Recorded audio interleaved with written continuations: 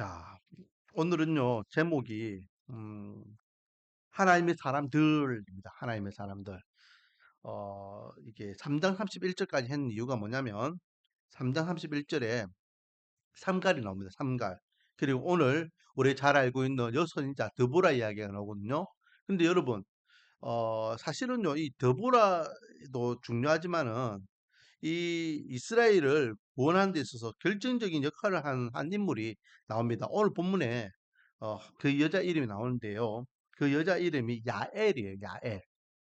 야엘. 그래서 오늘 본문에 세 사람을 생각하게 됩니다. 세 사람. 그래서 제목을 사람들이라고 했습니다. 하나님의 사람들. 자, 오늘 아침에도 제가 그 칼럼에도 기록했지만요. 오늘 본문 3장 31절에 보면 삼가를 향하여 이렇게 표현합니다. 그도 이스라엘을 구원하였더라. 그 도. 이 도자가 조사잖아요. 이 도자가 뭡니까? 그 도라는 것은 다른 사람들, 위대한 다른 사람들처럼 이 삼갈도 하나님께서 사사로 사용하셨더라 이 말입니다.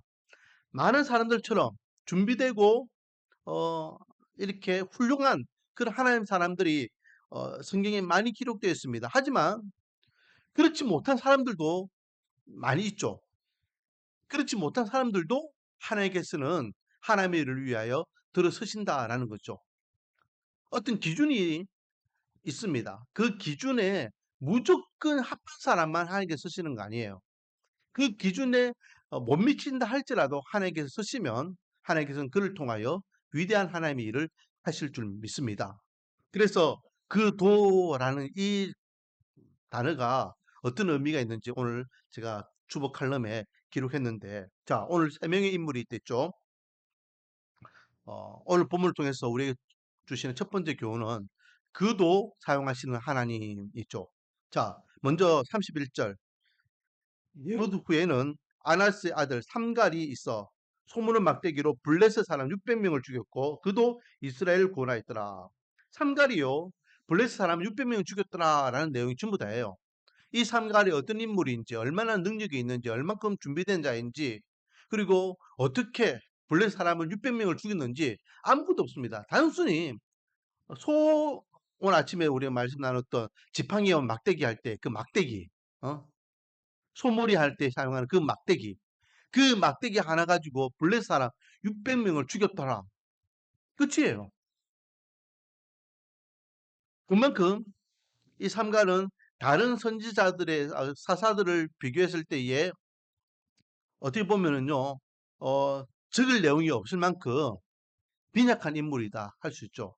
그리고 어떤 공을 이야기할 때에도 그 공을, 다 이렇게, 현란하게, 화려하게, 서술할 그것도 없어요.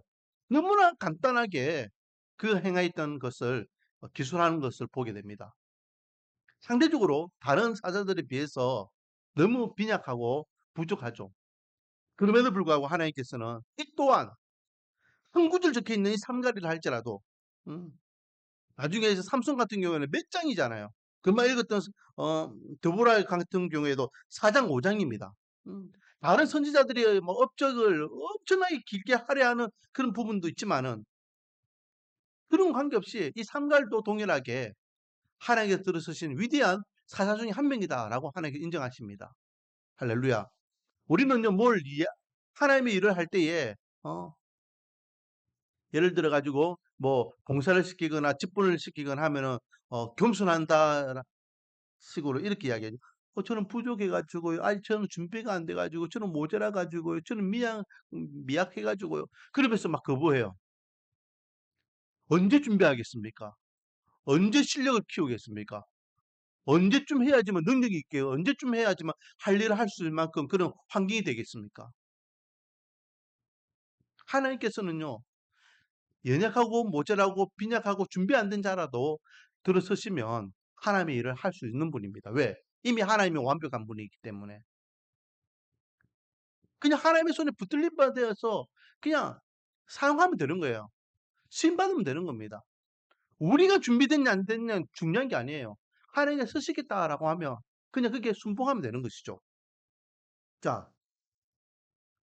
4장부터 들어가면 이제 드보라가 나오죠. 드보라도 마찬가지입니다. 드보라도요, 이 당시의 기준으로 보면 여선지자인데, 여선지자는 사실은 여자는요, 집에서 애 낳는 사람으로만 치부하는 시대입니다. 하나는 한 인격체로서 인정받지 못하는 시기예요. 그런 그가 지금 어, 한 지역에 사사로 활동하게 되는 거죠. 제가 이야기했죠. 사사라는 단어는 두 가지 의미가 있다 했습니다. 평상시에는 이 사사가 뭐 하는 데 있습니까? 재판관이 재판관. 그래서 오늘 본문을 보세요. 오늘 본문 5절. 그는 에브란 산지 라마와 베델 사이 드보라의 종려나무 아래에서 거주하였고 이스라엘 자손은 그에게 나아가 뭘 받았더라? 재판을 받았더라. 보세요. 그냥 평소에 사람들이 이 여자에게 가가지고 재판 받는 겁니다. 재판 받는다는 것은 이 당시에 이 여자가 그 지역의 지도자였다는 거예요. 아무나 재판하는 거 아닙니다. 재판, 재판장, 또 제사장, 또 어떤 왕 이런 직들은요 이 당시에 최고 고위직들이에요. 평소에는 이렇게 재판하다가 나라가 위기가 되면 그 나라를 위하여서 또 쓰임받는 역할을 이 사사는 구원자라는 의미로 쓰임받는 거죠. 그래서 사사를 통하여 하나님께서는 이스라엘 백성들을 구원해 주신다라는 거죠. 드보라, 여자로서 인정받지 못하는 시대에 위대한 사람으로서 평소에는 재판장으로서 이스라엘 백성들을 잘 이렇게 이끌고 또 위기가 생겼을 때에는 그 위기를 극복하기 위하여 또 수장으로서 이스라엘을 이렇게 앞에서 진두지휘하며 이끄는 모습. 여자로서 할 수 없는 시대에 이 도브라는 위대한 하나님의 사람으로 시임받는 것을 보게 됩니다.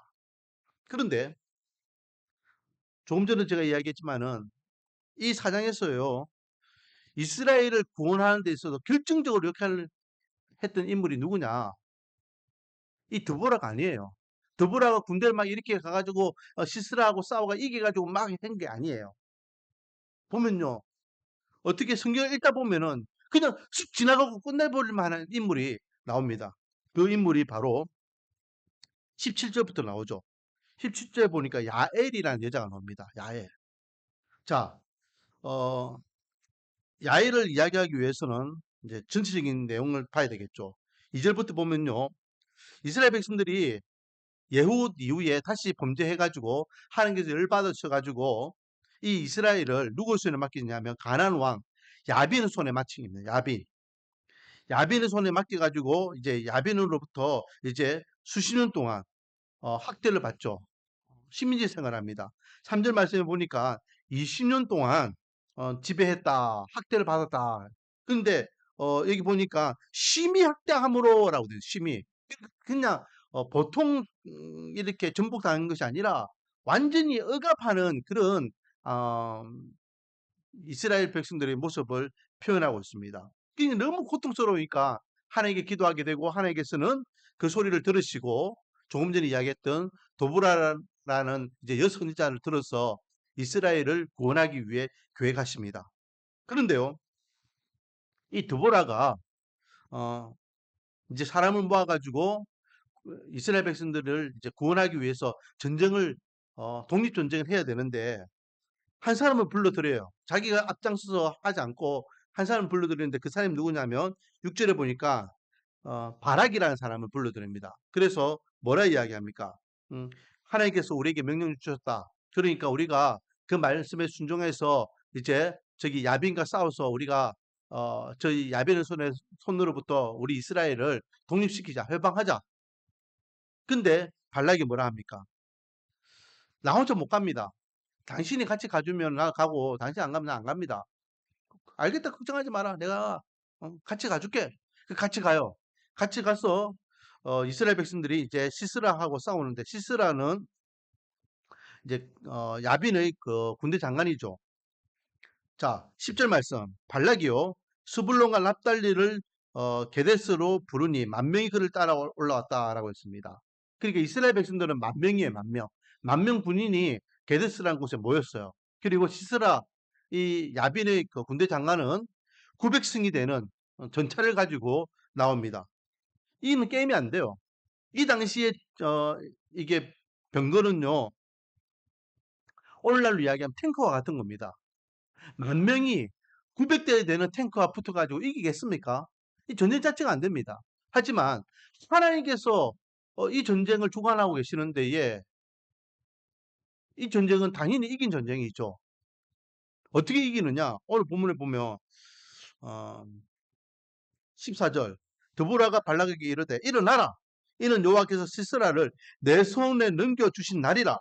여호와께서 너와 함께 나가지 아니하시느냐 하는지라. 이에 발락이 만 명을 거느리고 다볼산에서 내려가니 여호와께서 바락 앞에서 시스라와 그의 모든 병거와 그의 온 군대를 칼날로 혼란에 빠지게 하심에 시스라가 병거에서 내려 달려서 도망한지라. 이 무슨 말이냐면 둘이 붙어요. 시스라 군대하고 이제 바락이 이제 이끄는 군대, 이스라엘 군대하고 붙어요. 붙었는데 지금 시스라는 병거에 병거. 그리고 이스라엘 백성들은 만 명이에요. 근데 어떤 일이 일어나냐면 한참 전쟁하고 있는데 15절 보면은 이 군대 장관이었던 시스라가요. 병거에서 내려와가지고 도망가더라 라고 돼 있어요. 이 무슨 내용일까요? 병거에서 여기 타고 이렇게 달리면서 막 적장을 휘몰아치야 되는데 그냥 내려서 도망갔더라. 여기에 대한 말씀은 우리가 다음 주에 보겠지만은 5장에 가면은 이 드보라와 바락이 하나님 앞에 감사 찬양을 드립니다. 여기에 그 힌트가 있습니다. 왜 시스라가 잘 싸우다가 갑자기 병거에서 내려서 도망갔느냐? 자, 5장 4절에 보면요. 여호와여 주께서 세일에서부터 나오시고 에돔들에서부터 진행하실 때에 땅이 진동하고 하늘이 물을 내리고 구름도 물을 내려나이다. 뭡니까? 하늘이 진동하고 땅이 진동하고 하늘에서 뭐가 내렸다? 물이 내리고 구름도 물을 내렸다. 하늘에서 물이 내리고 구름에서 물 내렸다는 건 무슨 말이에요? 비가 내렸다는 거. 자, 생각해 보세요. 지금 이렇게 밖에서 전쟁을 하는데 비가 막 내리기 시작해. 그럼 어떻게 될까요? 그 땅이 진흙탕이 되겠죠. 진흙탕. 요즘 저 우크라이나 보면은 막 소련군하고 뭐 이렇게요. 우크라이나하고 전차들이요. 막 진흙탕이에요. 이렇게 막 탱크가 오도 가도 못하고 막 이렇게요. 갇히게 되고 그래가지고 드론이 와가지고 그 탱크들을 박살내고 그런 뉴스 나오잖아요. 그런 거, 그런 거. 음. 그러니까 전차가요. 막 달려야 되는데 바퀴들이 전부 다 진흙에 이렇게 빠져가지고 이게 전차들이 다 멈춰버린 거예요. 하나님께서 하늘문을 열어서 비를 억수까지 내리고 그래서 전쟁을 똑바로 하지 못하도록 만드신 거예요. 그러니까 시스라가 어, 전차가 이제 진흙탕에 빠졌으니까 움직이지 못하니까 어떻게 하겠어요? 내릴 수밖에 없지. 내리게 되면 어떤 일이 일어납니까? 전차에 있을 때는 900명이고 많은 용사지만은 전쟁에서 내리면은 한 사람밖에 안 되는 자. 이미 이스라엘은 만 명. 그러니까 시스라가 전세가 완전히 역전돼 가지고 도망가는 거예요. 이해하셨죠? 근데 도망가는데 어디로 도망가느냐? 조금 전에 이야기했던 야엘의 집에 도망갑니다. 17절. 시스라가 걸어서 도망하여 겐 사람 헤벨의 아내 야엘의 장막에 이르니 왜 야엘의 집에 도망갔냐? 이 하솔 왕 야빈과 이 겐 사람 하벨이 뭐였니? 평소에 화평 조약을 한 거야. 화평. 그러니까 서로 이렇게 우리가 당신들도 우리를 넘보지 않고 우리도 당신 넘보지 않고 우리는 서로 좋게 지냅시다. 그런 화친을 맺은 집이에요. 그러니까 이 시스라가 도망가다가 이 집에 숨어 들어간 겁니다. 그리고 여인에게 부인, 어, 나에게 좀 따뜻한 우유 좀 이렇게 주시고 만약에 밖에 망보가 있다가 누가 날 찾으면은 아무도 안 왔다고 좀 이야기해 주세요. 라고 이야기하면서 그 집에 숨은 겁니다. 그런데 이 여자 야엘이 환대하며 받아주죠. 그래서 비가 오고 옷이 이렇게 젖어가지고 이렇게 춥고 막 이렇게 벌벌 떨고 있는 이 시스라 군대 장관을 맞이하면서 따뜻하게 이불도 갖다 주고 뭐 그 불도 피워 주고 따뜻하게 우유도 끓여 가지고 주고 그래 몸 녹이게 하고 막 그래요. 한참 밖에서 비 맞으면서 이렇게 싸우다가 따뜻한 집에 와 가지고 노곤노곤해지니까 어떻게 됩니까? 잠이 스르스르 드는 거예요. 그때에 이 야엘이 어 말뚝 갖고 와 가지고 간자에다가 대못 치 가지고 죽여 버린 거예요. 이스라엘을 구원한 인물은요, 드보라가 아닙니다. 그냥 스쳐 지나갈 만한 이름, 야엘이라는 음, 우리가 듣도 보도 못한 여자가 이 시스라를 죽임으로 인해 가지고 이 시스라가 군대 장관이 죽고 그리고 900승이 되는 좀 모든 전차들이 다 진화상에 빠져 가지고 더 이상 힘을 발휘하지 못하게 되니까 어떻게 돼요? 이 가나안 왕 야손이 힘을 잃어버린 거예요. 군사력이 없으니까 이제 역진돼 가지고 23절 24절을 보면 이와 같이 이날에 하나님이 가나안 왕 야빈을 이스라엘 자손 앞에 굴복하게 하신지라. 이스라엘 자손의 손이 가나안 왕 야빈을 점점 더 눌러서 마침내 가나안 왕 야빈을 진멸하였다. 그 이후부터 시스라가 죽고 난 다음에 이 야빈이 나라가 급격하게 군사력이 약하니까 이스라엘에게 이렇게 전세가 역전돼 가지고 결국은 하나님께서는 이 드보라와 그리고 이스라엘 군대를 통해서 어, 가난 왕 야빈의 손에 이스라엘을 구원해 주셨더라라는 내용이죠.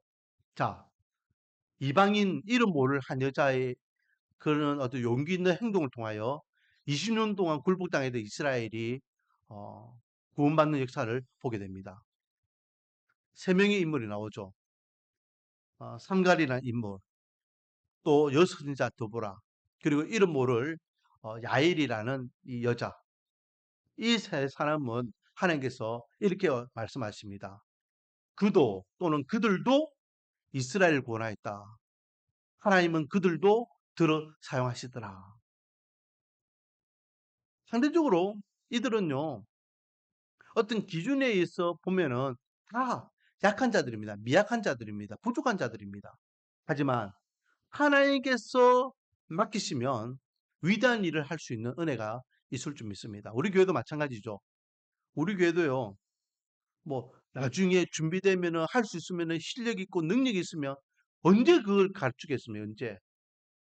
그냥 하나님께서 우리 교회를 들어서시면 지금이라도 우리 교회를 위대한 하나님의 사명을 감당하는 교회로 사용하실 줄 믿습니다. 저와 여러분도 마찬가지예요. 저와 여러분도 나중에 돈 많이 벌면은 나중에 내가 실력 키우면 나중에 내가 나중에 언제 우리가 나중에 우리 마음에 들 만큼 딱 준비되어서 하나님 이제 준비되었습니다. 라고 하나님 앞에 들으심 받기도 하겠습니까? 지금 우리가 쓰임 받지 않으면 지금 우리가 하나님 앞에 나가지 않으면 나중도 없다는 거죠. 주께서 쓰시겠다라고 말씀하시면 주님 내가 여기 사오니 나를 사용하소서라고 고백할 수 있는 저와 여러분이 되기를 소망합니다. 모자라지만은 그도 이스라엘을 구원하였더라. 그도 하나님께서 들어 쓰시더라. 우리 말씀과 은혜 교회도 하나님께서 들어 사용하시더라.